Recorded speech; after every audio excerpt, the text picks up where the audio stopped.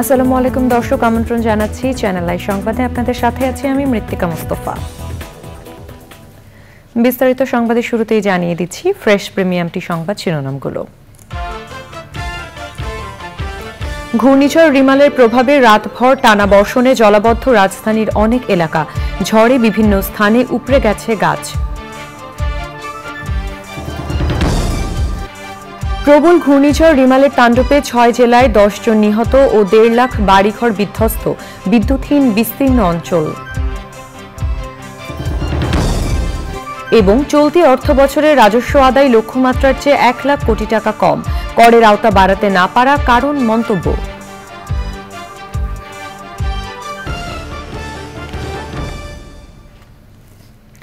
দর্শক, সংবাদ শিরোনামগুলো জানাচ্ছিলাম, আর এখনকার সংবাদ আয়োজন একই সঙ্গে চ্যানেলের ইউটিউব চ্যানেলে এবং চ্যানেলের ওটিটি প্ল্যাটফর্ম আই স্ক্রিনে লাইভ স্ট্রিম হচ্ছে। যাচ্ছে বিস্তারিত সংবাদে। প্রবল ঘূর্ণিঝড় রিমালের প্রভাবে রাতেও রাজধানীতে ভারী বর্ষণ হয়েছে, সেই সাথে ছিল দমকা হাওয়া। টানা বৃষ্টিতে রাজধানীর বিভিন্ন এলাকায় সৃষ্টি হয় জলাবদ্ধতা, ঝড়ে বিভিন্ন স্থানে উপড়ে পড়েছে গাছপালা। ওবায়দুল রশিদের রিপোর্ট। সোমবার সারাদিনই রাজধানীতে ছিল দমকা হাওয়া আর বৃষ্টি। ভারী বর্ষণে বিভিন্ন সড়কে সৃষ্টি হয় জলাবদ্ধতা, ভোগান্তিতে পড়ে রাজধানীবাসী।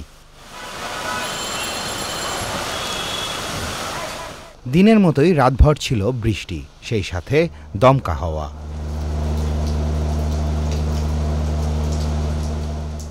বৃষ্টিতে জলাবদ্ধ হয়ে পড়ে অনেক এলাকা, বিভিন্ন স্থানে উপড়ে পড়ে গাছপালা। দুর্যোগপূর্ণ আবহাওয়ার কারণে রাতের রাজধানীর সড়কগুলোতে যানবাহন চলাচল ছিল তুলনামূলক কম। Obaidul Rashid, Channel I, Dhaka. ঘূর্ণিঝড় রিমালের তাণ্ডবে 6 জেলায় 10 জন নিহত হয়েছে। উপকূলীয় এলাকায় ক্ষতিগ্রস্ত হয়েছেন 37,58,000 মানুষ। ঘূর্ণিঝড়ের তাণ্ডবে বিধ্বস্ত হয়েছে 1.5 লাখ বাড়িঘর, বিদ্যুৎ বিচ্ছিন্ন দেশের বিস্তীর্ণ এলাকা। লুৎফর রহমান সোহাগের রিপোর্ট। তাণ্ডব চালিয়ে ঘূর্ণিঝড় রিমাল বিদায় নিলেও ক্ষয়ক্ষতির ছাপ রেখে গেছে দেশের বিস্তীর্ণ এলাকায়, যার প্রভাবে মঙ্গলবারও দেশ জুড়ে ঝোড়ো হাওয়া ও বৃষ্টি থাকবে। সরকারি পরিসংখ্যান অনুযায়ী প্রাণহানি ছাড়াও দেশের 19 জেলায় ফসল, বাড়িঘর ও গবাদি পশুর ব্যাপক ক্ষতি হয়েছে। 35,000 বাড়ি সম্পূর্ণভাবে এবং 1,14,000 বাড়ি আংশিকভাবে বিধ্বস্ত হয়েছে। ঘূর্ণিঝড় পরবর্তী পরিস্থিতি নিয়ে সংবাদ সম্মেলনে দুর্যোগ ব্যবস্থাপনা প্রতিমন্ত্রী জানান, এবার অন্যান্য দুর্যোগের তুলনায় ক্ষয়ক্ষতি বেশি হয়েছে।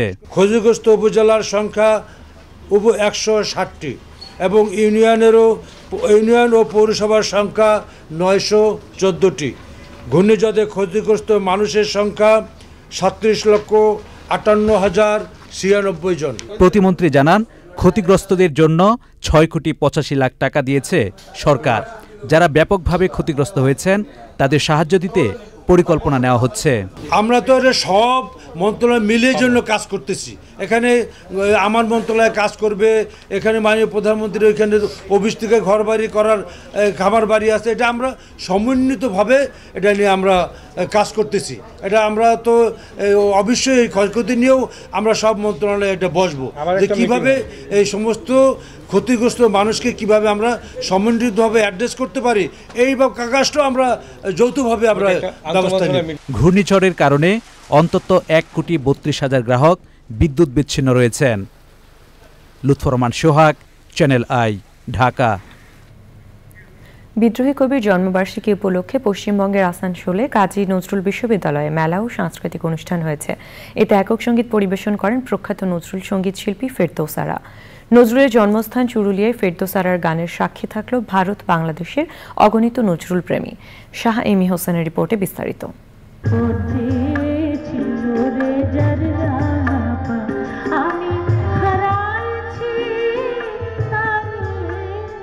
আসানসোল কাজী নজরুল বিশ্ববিদ্যালয়ের আমন্ত্রণে বাংলাদেশ থেকে আগত নজরুল সঙ্গীতের নজরুল কুইন ফেরদৌসারা অংশ নেন ১২৫তম নজরুল জয়ন্তীতে। পশ্চিম বর্ধমান আসানসোলের চুরুলিয়ায় কাজী নজরুল ইসলামের জন্মস্থানে এই মেলার আয়োজন করা হয়। মনোমুগ্ধকর গান, দর্শকের একের পর এক গানের অনুরোধে শিল্পী অভিভূত দর্শক নজরুলের গানের প্রতি ভালোবাসা দেখে নজরুলকে নিয়ে এত বড় মেলা আমি এর আগে আর আসতে পারিনি। অনেকবার হয়েছে, তবে এবার ছিল অনেক অসাধারণ। সেই মেলাতে এতক্ষণ গান গিয়েছে এবং শুধু গান নয়, সেই সাথে যে শ্রোতার মেলা বসেছিল, এটা দেখার মতো। এই অনুষ্ঠানের মধ্য দিয়ে চুরুলিয়াবাসীকে নজরুল কুইন ফেরদৌসারা প্রমাণ করে দিলেন বাংলা ভাষাভাষীর কাছে নজরুলের গানের ভাণ্ডার কত অপরিসীম। নজরুল সকল বাঙালির হৃদয়ে বেঁচে থাকবেন তার কীর্তির মধ্য দিয়ে।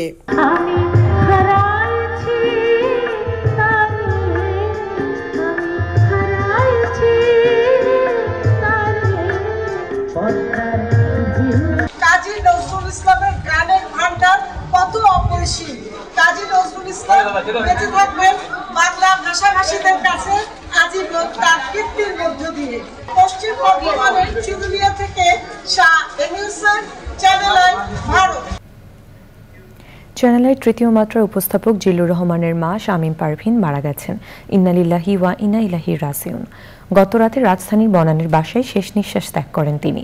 তার মৃত্যুতে শোকাহত চ্যানেল আই পরিবার। আজ বাদ জোহর গুলশান আজাদ মসজিদে নামাজের জানাজা শেষে আজিমপুর কবরস্থানে তাকে দাফন করা হবে। ওবায়দুল রশিদের রিপোর্ট। ১৯৪৭ সালের ১ জানুয়ারি ঢাকায় জন্মগ্রহণ করেন চ্যানেল আয়ের তৃতীয় মাত্রার উপস্থাপক জিল্লুর রহমানের মা শামীম পারভিন। তার স্বামী একেএম খলিলুর রহমান ছিলেন ঢাকা বার অ্যাসোসিয়েশনের সহসভাপতি। দীর্ঘদিন ধরে অসুস্থ ছিলেন শামীম পারভিন। সোমবার রাতে মৃত্যু হয় তার। তিনি ৩ ছেলেসহ অসংখ্য গুণগ্রাহী রেখে গেছেন। ওনার অনেক অসুখ থাকলেও ডিপার্চারটা খুবই শান্তিপূর্ণ হয়েছে আমি বলবো, এবং এটা আমরা সবাই চেয়েছিলাম, দোয়াটাও সেরকমই করছিলাম, কারণ ডক্টররা অনেক আগেই বলেছিলেন যে ওনার সময় খুব কম।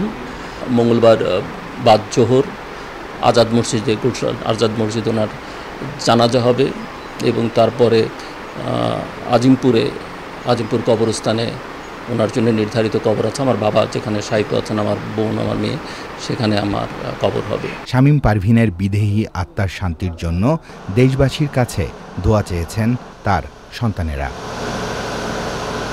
Obaidul Rashid, Channel I, Dhaka.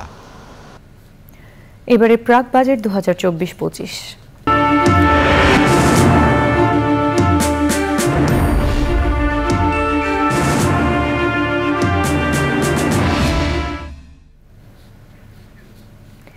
রাজস্ব আয়ে বড় ঘাটতি নিয়ে অর্থবছর শেষ করতে যাচ্ছে সরকার।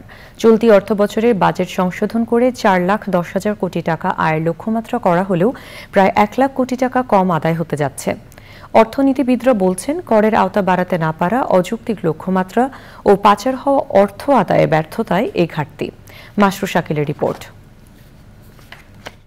চলতি অর্থবছরে 7,61,785 কোটি টাকার বাজেটে রাজস্ব আয়ের লক্ষ্যমাত্রা ধরা হয়েছিল 5 লাখ কোটি টাকা। জাতীয় রাজস্ব বোর্ডের মাধ্যমে আয় 4,30,000 কোটি টাকা লক্ষ্যমাত্রা থাকলেও পরে সংশোধন করে 4,10,000 কোটি টাকা করা হয়। কিন্তু চলতি মার্চ পর্যন্ত রাজস্ব আয় হয়েছে মাত্র 2,60,000 কোটি টাকা, যা গত অর্থ বছরের চেয়ে প্রবৃদ্ধিতে মাত্র 15% কিছু বেশি। আগামী বাজেট সংকোচনশীল নীতিতে করা হবে বলা হলেও রাজস্ব আয়ের সম্ভাব্য লক্ষ্যমাত্রা হতে যাচ্ছে প্রায় 5 লাখ কোটি টাকা। অর্থসংস্থানে এবারও বড় ভরসা দেশি ব্যাংক ব্যবস্থা থেকে ঋণ গ্রহণ। ব্যয়টা ঠিক যতটা হারে বেড়েছে, আয়টা ততটা হারে বাড়েনি, এবং এই বাড়ানোর জন্য যে উদ্যোগ নেওয়া দরকার সেগুলো নেওয়া হয়নি। অর্থনীতিরও তো একটা সীমাবদ্ধতা রয়েছে। অর্থনীতি নিজেই সুস্থ না, মানুষের ক্রয় ক্ষমতা ঠিক নাই, তাহলে ভ্যাট হচ্ছে কি করে? আমদানি স্কুইজ করে দিচ্ছি, তাহলে আমদানি শুল্ক কই? ম্যাক্সিমাম লোক কর দিচ্ছে না, টাকা পাচার হয়ে যাচ্ছে। ওই টাকাটা পাচার না হয়ে এখানে থাকলে তো, এখানে রোল করলে তো একটা কিছু হতো। সরকার যদি বেশি করে ঋণ নিয়ে নেয় তাহলে কিন্তু এটা ব্যক্তি খাতের ঋণের উপরে একটা চাহিদার উপরে চাপ পড়ে, এবং যদি ব্যক্তি খাত বিনিয়োগ না করতে পারে তাহলে কি হবে? তাহলে তো আপনার কর্মসংস্থান সৃষ্টি হবে না, মানুষের হাতে আয় আসবে না, অর্থনৈতিক যে একটা চাঞ্চল্য সেটা আসবে না। তো তো সামগ্রিকভাবে সেটা অর্থনীতির সামগ্রিক কল্যাণের উপরই একটা প্রভাব পড়ে। বাজেটে অর্থসংস্থানের জোর আলোচনায় দেশীয় উৎপাদনশীল ও বিকাশমান খাত থেকে কর সুবিধা বাতিল। অর্থনীতিবিদদের পরামর্শ, সংসদ সদস্যদের শুল্কমুক্ত গাড়ির সুবিধার মতো অপ্রয়োজনীয় ও দীর্ঘদিন ধরে সুবিধাপ্রাপ্ত খাত থেকে কর অব্যাহতির সুবিধা বাতিল করা। তো সাধারণ মানুষ তো এই 100, 200, 300, 400% পর্যন্ত কর দিয়ে কিন্তু গাড়িগুলো আনছে। আর জনপ্রতিনিধিরা যেখানে দৃষ্টান্ত স্থাপন করবে, তাদেরকে এই যে এত পরিমাণ শুল্কটা ছাড় দিয়ে নেওয়া হচ্ছে, এটাও তো একটা আমাদের সম্পদের উপর একটা টান পড়ছে। তো সুতরাং সেটাও কিন্তু ন্যায্যতার দৃষ্টিভঙ্গি থেকেই দেখতে হবে। যখন টানাটানি পড়ে গেল যে আমার অধিক কর লাগবে, তখন আমি আমার ওই যেটা দায়িত্ব ছিল, ফ্লাওয়ারিশিংয়ের যে দায়িত্ব ছিল, সেখান থেকে তো আমি ফেরত আসলাম। আমার তো ইন্ডাস্ট্রি তাইলে আর হবে না, প্রাইভেট সেক্টরে ভালোভাবে গড়ে উঠবে না। দুই দিকেই কথা আছে, কেউ কেউ হয়তো নিয়ে ওটা মিস ইউজ করেছে, তাই আমি বন্ধ করতেছি, সেটা একটা জিনিস, কিন্তু সব লোক তো খারাপ না। অর্থনীতিবিদদের পর্যবেক্ষণ, সরকার বাজেটে অর্থসংস্থানের ঋণের জন্য ভঙ্গুর ব্যাংক ব্যবস্থার উপর অতি নির্ভরশীল হলে বিকাশমান উৎপাদনশীল খাতে বিনিয়োগের জন্য প্রয়োজনীয় অর্থ সংকট হতে পারে। বছর বছর ব্যয় বাড়িয়ে বাজেটের আকার বড় হলেও সে অনুযায়ী বাড়েনি রাজস্ব আয়, ফলে সরকারের দায় বাড়ছে। মূল্যস্ফীতির চাপে একইভাবে সাধারণ মানুষের আয় কমছে, কিন্তু ব্যয় বাড়ছে। তাই মূল্যস্ফীতিকে নিয়ন্ত্রণে রেখে আয় ব্যয়ের মধ্যে ভারসাম্য বজায় রাখার মধ্য দিয়ে নতুন বছরের বাজেট প্রণয়ন এবং সেটি বছর জুড়ে যথাযথভাবে বাস্তবায়নই সরকারের সবচেয়ে বড় challenge. Masur Shakil, Channel I, Dhaka. দর্শক, এবারে চলে যাচ্ছি বিরতিতে। দর্শক, ফিরে এলাম বিরতির পর। বর্ণাঢ্য আয়োজনে কানাডার টরন্টোর বাংলাভাষীদের অন্যতম পুরনো সাংস্কৃতিক সংগঠন টরন্টো সংস্কৃতি সংস্থার 19তম প্রতিষ্ঠা বার্ষিকী উদযাপিত হয়েছে। এই উপলক্ষে রেলসাইড রোডের টরন্টো প্যাভিলিয়নে মনোজ্ঞ সাংস্কৃতিক অনুষ্ঠানের আয়োজন করা হয়। মঙ্গল প্রদীপ জ্বালিয়ে অনুষ্ঠানের সূচনা হয়। বক্তৃতা করেন সংস্থার সভাপতি সৌরভ চ্যাটার্জি এবং সাধারণ সম্পাদক অনুপ সেনগুপ্ত। অনুষ্ঠানে নতুন প্রজন্মের শিল্পী সহ স্থানীয় শিল্পীদের নৃত্যলেখ্য পরিবেশিত হয়। আমন্ত্রিত শিল্পী হিসেবে সঙ্গীত পরিবেশন করেন কলকাতার সৌরেন্দ্র ও সৌম্যজিৎ দই এবং সুরজিৎ ও বন্ধুরা ব্যান্ড গ্রুপ। পশ্চিমবঙ্গের চলচ্চিত্র অভিনেতা আবির চৌধুরীও আয়োজনে অংশ নেন।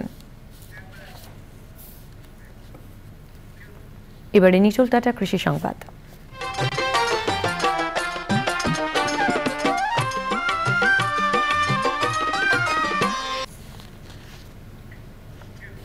মেহেরপুর পুলিশ লাইন আঙ্গিনায় পরিত্যক্ত জায়গায় চাষ করা হয়েছে বিষমুক্ত প্রায় 20 রকমের শাকসবজি।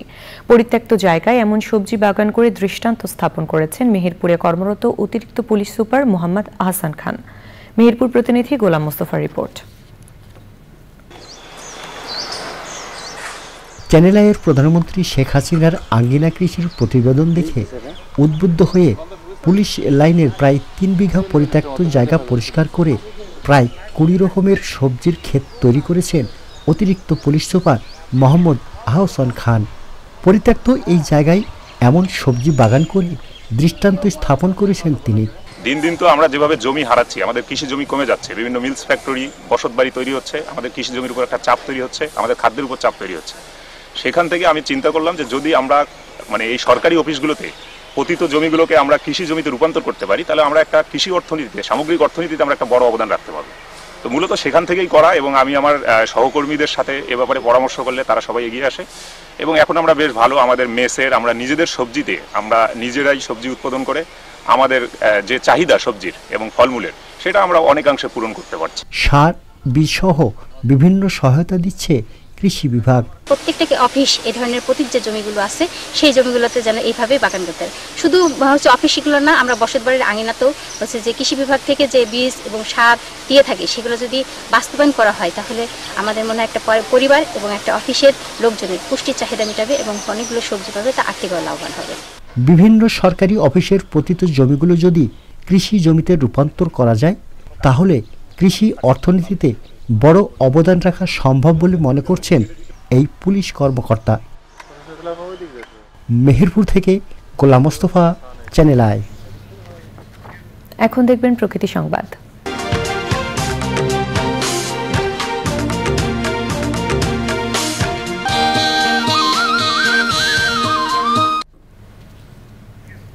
প্রাকৃতিক সৌন্দর্যে ঘেরা নেত্রকোনার ঐতিহ্যবাহী রাজধলা বিল। স্বচ্ছ পানি ও মনোরম পরিবেশের কারণে সারা বছরই দর্শনার্থীদের পদচারণায় মুখর থাকে বিল। হুমকির মুখে থাকা দেশীয় প্রজাতির মাছের প্রজননেও ভূমিকা রাখছে রাজধলা বিল। সবুজ সতেজ গাছপালার সুশীতল ছায়ায় ঘেরা বিলটি পর্যটনের পাশাপাশি স্থানীয় অর্থনীতিতেও গতি এনেছে। জাহিদ হাসানের তথ্য ভিডিও চিত্র নিয়ে আফরোজা হাসির রিপোর্ট। নেত্রকোনা জেলা শহর থেকে মাত্র 12 কিলোমিটার দূরে পূর্বধলা উপজেলার 150 একর আয়তনের নান্দনিক ও ঐতিহ্যবাহী রাজধলা বিল। জনশ্রুতি আছে ঘাগড়া জমিদারদের একাংশ স্থানান্তরিত হয়ে তৎকালীন ধলা বিলের দক্ষিণ পূর্ব দিকে বসতি স্থাপন করেন। ধলাই নদীর সাথে সংযোগ রয়েছে এই বিলের। আর অনেক জায়গায় দেখা যাচ্ছে গরমের কারণে কিন্তু গাছপালা শুকিয়ে যাচ্ছে, কিন্তু আমাদের বিলে এরকম নেই। প্রকৃতির জন্য সুন্দরভাবে আরো সুন্দরভাবে সেজে উঠছি।